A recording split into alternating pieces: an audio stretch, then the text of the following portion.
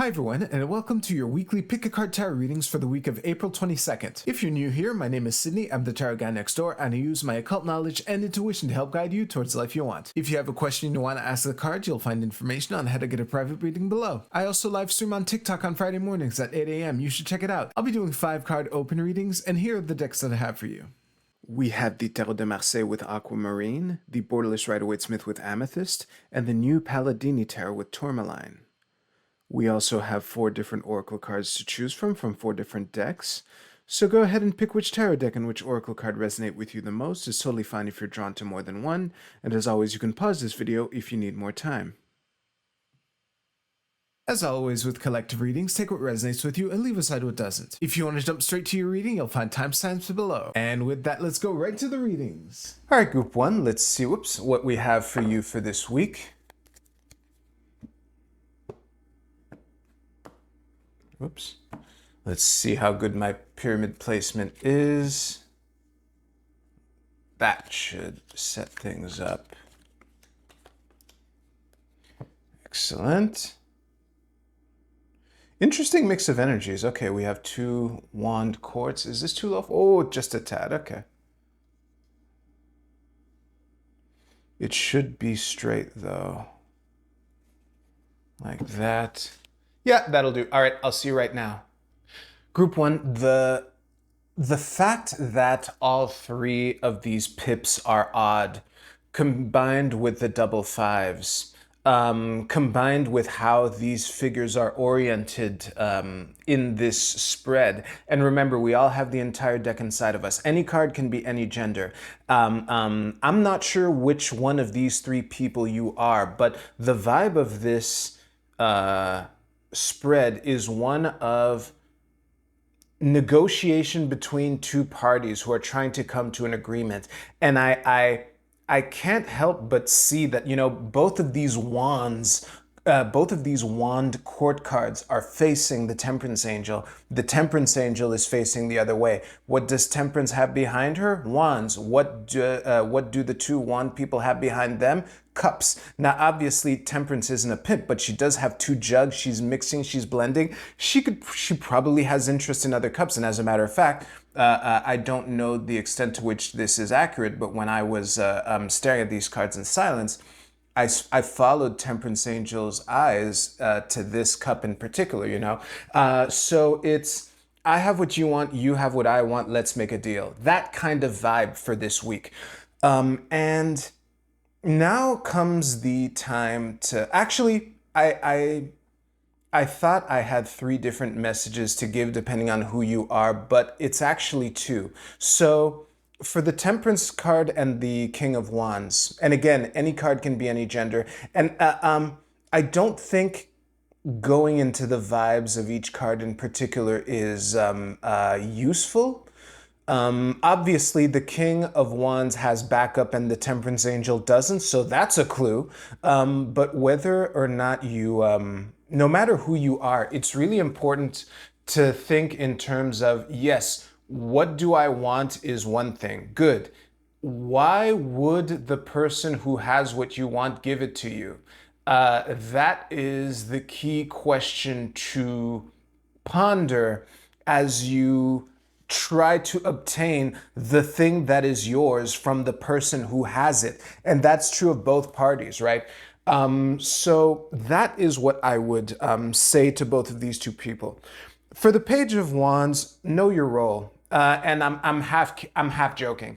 The thing is, like, it is good to, I would invite you, the Page of Wands, to see this as a learning opportunity, to see a master in your field and a master in theirs try to bring about a change of some kind through exchanging resources with one another. And it's fitting too that the odd card out, yet another odd, is a coin card, the coin, the realm of materials. If you map the modern Rider-Waite-Smith stuff onto the Marseille, which I try to avoid doing, honestly. So what else do I add here? Yeah. One thing that I want to say, because yeah, I did kind of put you in your place to open this, and King of Wands, listen to what I'm saying to your colleague here.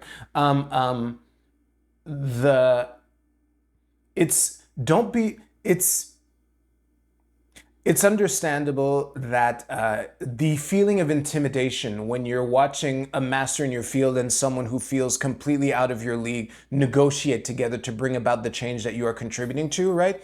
However, um, try to don't let that shy you away completely. I was reminded of an anecdote while staring at these cards. In the jobs that I've had, obviously, this didn't last long because I noticed the pattern. But whenever I would reach a point where I was afraid of looking stupid in front of my colleagues, within the 3 months after that, I was fired. So it's okay to be willing to try doing it wrong. It is also important to know your role, but part of the learning opportunity also involves, sharing your insight, asking questions, that kind of thing. So yeah, I think that covers everything. So I'm going to end the reading there. Thank you very much for watching. If you liked your reading, please give this video a like, and you can use the timestamps in the description below to jump to your Oracle card reading. I'll see you there.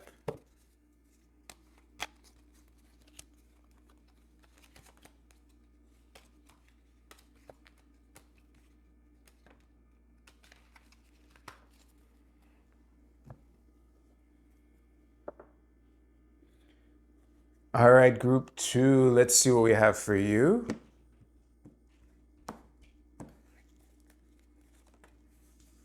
Okay.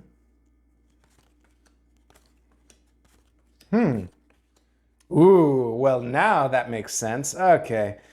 I don't even feel the need to say don't panic. I mean, the moon in the middle of an entirely reversed reading kind of answers whatever concerns you might have had, but I'm here for you, all right? Don't worry. This should be near perfect for you. Let me see. Oh, yeah, look at that. All right, I'll see you right now. Group 2, this was a really fun spread to break apart. And before I get into what the message is, I just want to point something out. Because when a lot of when a lot of the cards in a reading are reversed, I tend to read it as one giant reversal, which is kind of what I'm doing. But if you add another level to this, the fact that the moon is the only upright card in this entire thing, what would this spread look like if it was upside down? Well, the 8 of coins would be at the bottom, the hermit would be at the top, and these two, well, they'd be switched. I don't think that really matters. What matters most is that these are the two cards, right? And it's almost as if this entire reading was a giant hanged man, in the sense that it is an invitation to look at things from a different perspective. I have the feeling that the crux of what is confusing you, what is stopping you from seeing clearly, what the creepy crawlies in the night that are making you afraid to take the next step. I have the feeling that that's rooted in self-doubt. And there's another factor also, which we will get into shortly. Honestly, I'll just acknowledge the 10 of Wands because, again, if the entire reading was if you flip this entire thing upside down, then the 10 of Wands becomes upright. And the message of that card underpinning the reading is that you're almost there. That's so now I probably won't mention this card again because it's really about this thing here. I have the feeling that the danger in this card is that you're putting the card in front of the horse in the sense that, oh, once I feel confident, then I will start doing the thing. It's like you're trying to put the confidence first before you can give yourself permission to tap into your ability to manifest your mastery of whatever it is that you're trying to do in order to start pumping out widgets, Whereas it's really the opposite. I would invite you this week to see this as trying to do the smallest viable thing. If you're into any kind of success or growth thing, you've undoubtedly encountered the concept of a minimum viable product. This video you're watching right now is downstream from a minimal viable product. But the bottom line is the best way to get over self-doubt, especially when it's not justified, which I suspect is your case. Look at these cards. Anyway, the best way to get over self-doubt is to do a little beta version of the thing as a proof of concept, i.e. minimum viable product. And by pumping out the first widget, that's kind of you navigating the path that is down the middle of this card to get to the top of the mountain, you know? And with each widget that you pump out, that's when the inner light that has been within you this entire time can kind of shine. And then you can like tap into the knowledge and manifest and everything. Honestly, that sums up everything. I almost feel like, actually, no, I will drop the mic and move on. Thank you very much for watching. Minimum viable product, okay? You're more awesome than you realize. If you like this video, please give this video a like, and you can use the timestamps below to jump to your Oracle card reading. I'll see you there.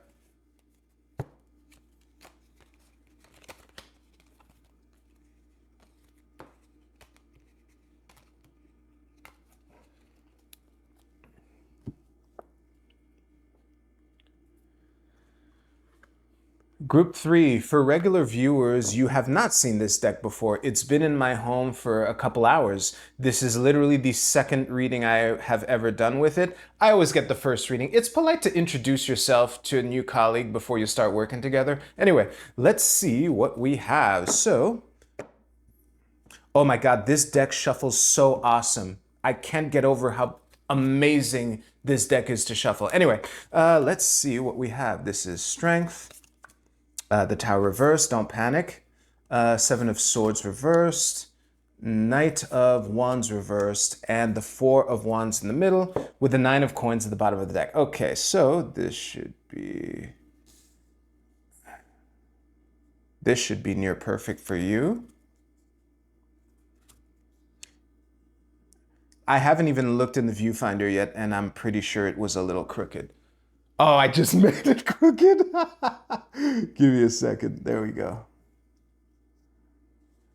All right. I should have trusted myself. All right. I'll see you right now.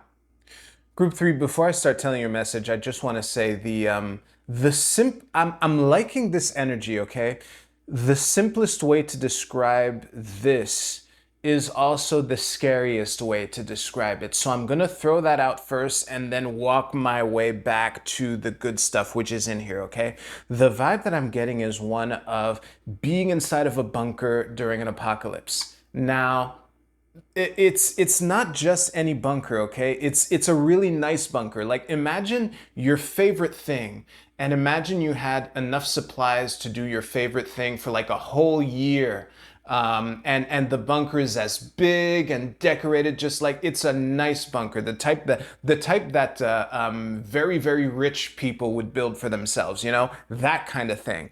Now, the overall message of this is the disaster happening outside of the bunker, which is this Four of Wands.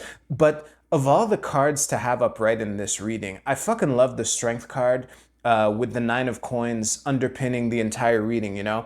And the thing with bunkers during an apocalypse, I guess I'm sticking with this, is that people want in, right?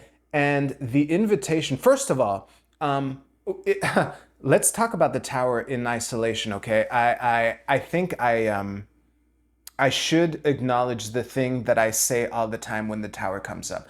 The Tower is a card of dissolving illusions, and we love our illusions, which is why we hate the Tower. And the lesson of the Tower, the hard lesson of the Tower, is that the illusion wasn't real, but the foundation is, and it's always built on a stable foundation, no matter what the excess stuff at the top was, you know, coming tumbling down. Oh, and also 16 and 8. It's like the higher octave of the Strength card, numeral. That's twice that I've botched that word. I'm gonna have Google pronounce it for me. But in terms of numerology, you know, 8 times 2 is 16. So in theory, the Tower beats Strength, like by any standard that I can think of. However, Strength is still up top, protected from the Tower by whatever this Four of Wands is, by whatever celebration, by whatever milestone has been achieved, right? So it's good that you've set yourself up to be in this situation, no matter what thing that you thought you needed that you suddenly don't have anymore and are forced to realize that you never needed it, but it takes in the shape of, you know, having to do without it, you know? And now let's come back to the thing that I said before going on a bunch of tangents. The thing with having an apocalypse, a bunker during an apocalypse is that people want in. And there's also an invitation of discernment between the people who, depending on what their motivations are. Now, obviously, the Seven of Swords, as pro Seven of Swords as I am, and this particular Seven of Swords is unfortunate, I say, as a pro Seven of Swords person. But regardless of anything, I'm being as snarky with my deck as this deck was with me during our introduction. I'll put it that way. I'm liking this relationship. Anyway, the Knight of Wands doesn't seem like a concern. Like basically the point of this thing is to make sure you're differentiating the Seven of Swords people from the Knight of Wands people. And it's difficult to use that discernment. I can't really give one size fits all advice for that. And especially because Seven of Swords guy has every incentive in the world to disguise himself like a Knight of Wands, yeah? So there's a lot of discernment in that sense. But it's also warning to not close yourself off. And also a reminder that you do have the strength against all odds, basically. That felt like a mic drop, but I still feel like there's something. So I'm going to pause just to make sure, okay? Nope, that's it. All right, if you liked your reading, please give this video a like. And as always, if you don't want to watch me pick up your reading, you will find, you know, you can jump ahead a couple seconds.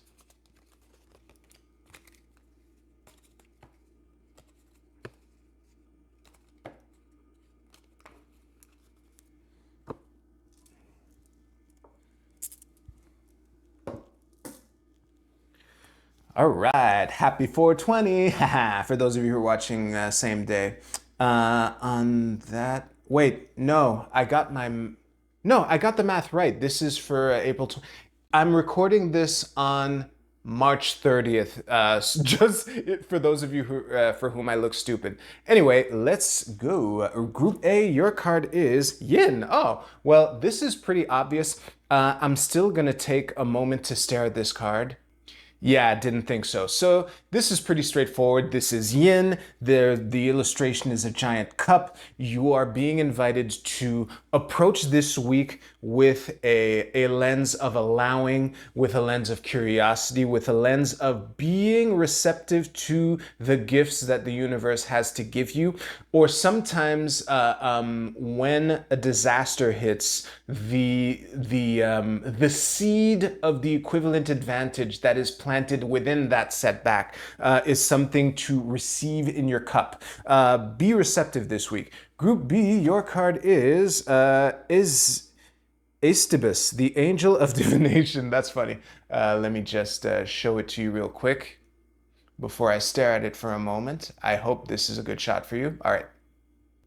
I really like this. So I don't know the extent to which it's even possible for me to make this look good on camera, but the thing that I am attempting to hold this and make it look good for you is the middle ball here. Basically, there's like a crystal ball that this angel is looking through, and I'm trying to bring attention to the eye, which you know, by human standards or mammal standards, most of them appears sideways. The oval is like this. That's what I was trying to bring your attention to. But the meaning of this card is fairly straightforward. The warning that I wanted to give some of you is basically irrelevant considering the type of channel that this is. If you watching have your own divination practice, this is an invitation to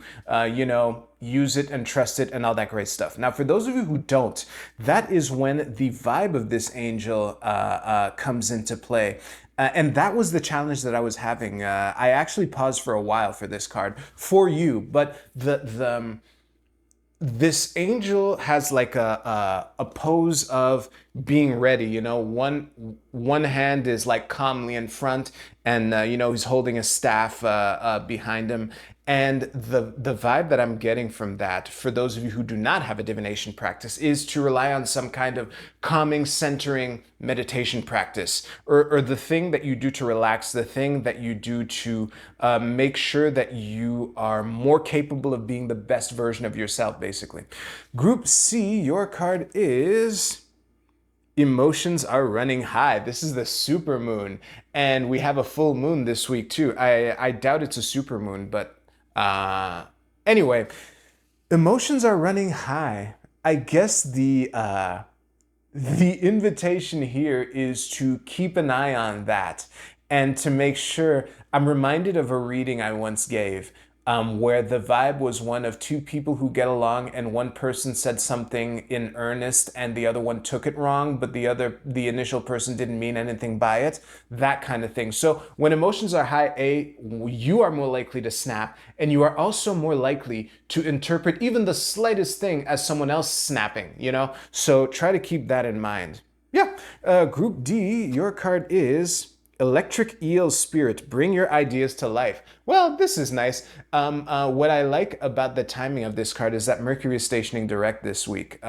for you. So this might be an opportunity for you to take strides, take steps towards that thing that you're trying to manifest, or to at least get, sometimes just putting your ideas on paper or in some kind of thing where you are actually physically looking at the thing in the real world. That's why I put my hands on camera just now.